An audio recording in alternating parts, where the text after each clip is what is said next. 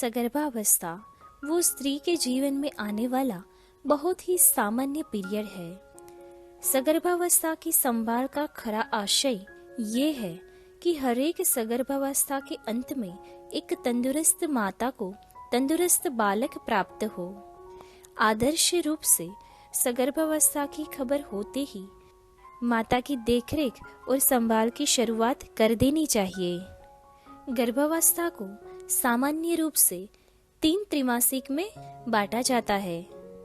पहले त्रैमासिक में 1 से 12 सप्ताह का समय होता है, जिसको हम फर्स्ट ट्राइमेस्टर कहते हैं। फर्स्ट ट्राइमेस्टर में बच्चे के सारे आंतरिक अंगों की बनावट की शुरुआत हो जाती है।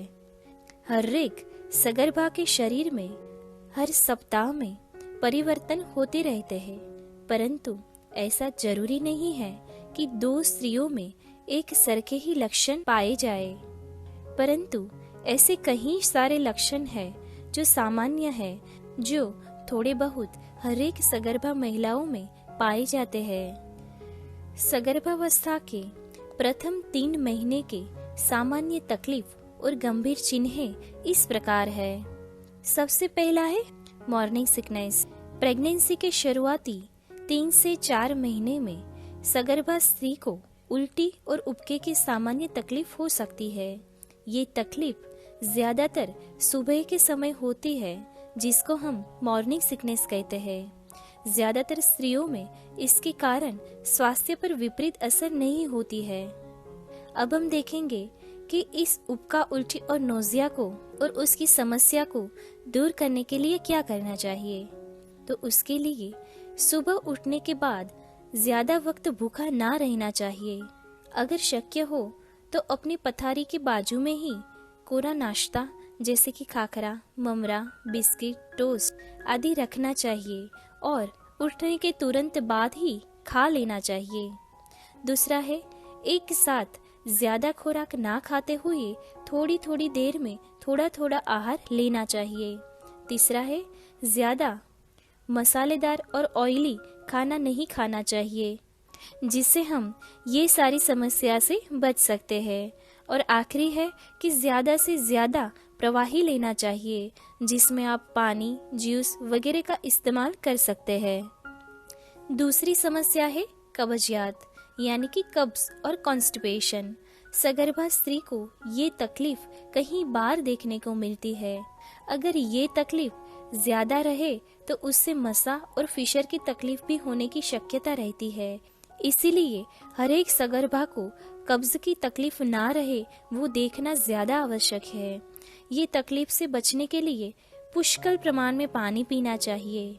अपने खुराक में हरी सब्जी वाले शाकभाजी, कठोल, फल और रेसा वाला खुराक ज्यादा लेना चाहिए। अगर जरूर पड़े तो इसबगुल और अन्य लैक्सेटिव दवाओं का डॉक्टर के सलाह मुजब लेनी चाहिए। रोज वॉकिंग एक्सरसाइज और अदर एक्सरसाइज भी करनी चाहिए। डॉक्टर के सलाह के मुजब करें। तीसरी समस्या है वारंवार पेशाब होना। ये समस्या बहुत ही सामान्य है। इसके लिए कोई उपचार की जरूरत नहीं है और डॉक्टर के पास जाने की भी जरूरत नहीं है, पर अगर पेशाब में बलतरा हो तो डॉक्टर का संपर्क अवश्य करें। चौथी समस्या है एसिडिटी। कहीं सगर्भा महिला को पेट के ऊपर के भाग में, छाती के बीच के भाग में बलतरा की फरियाद होती है। साथ साथ ही खट्टे डकार आने की भी फरियाद होती है।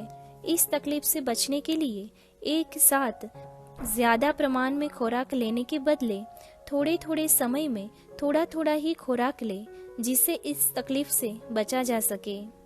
दूसरा है, तेल और मसालेदार खुराक से बिल्कुल ही दूर रहे।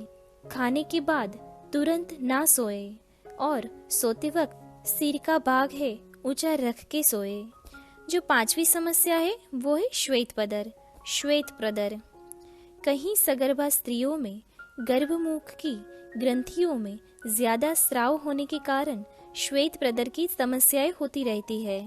इसके लिए कोई दवा की जरूरत नहीं है। आप फक्त इस भाग को एकदम क्लीन रखें और ज्यादा से ज्यादा साफ करते रहे। परंतु अगर जो ये प्रवाही यानी कि जो श्वेत प्रदर होता है वो बास मारता हो और हरा या पीले रंग का हो और खुजली आती हो तो डॉक्टर का संपर्क अवश्य करें। सामान्य रूप से गर्भवती महिलाओं में कई सारे लक्षण समान रूप से अनुभव किए जाते हैं। कहीं तकलीफें अनिच्छीय परिस्थितियों के संकेत भी देती है। अगर ज्यादा परेशानी हो तो अपने डॉक्टर का संपर्क अवश्य कीजिए। आशा रखती हूँ कि आपको हमारी ये जानकारी पसंद आई होगी। ऐसी अन्य जानकारी के लिए हमारे साथ जुड़े रहिए। धन्यवाद।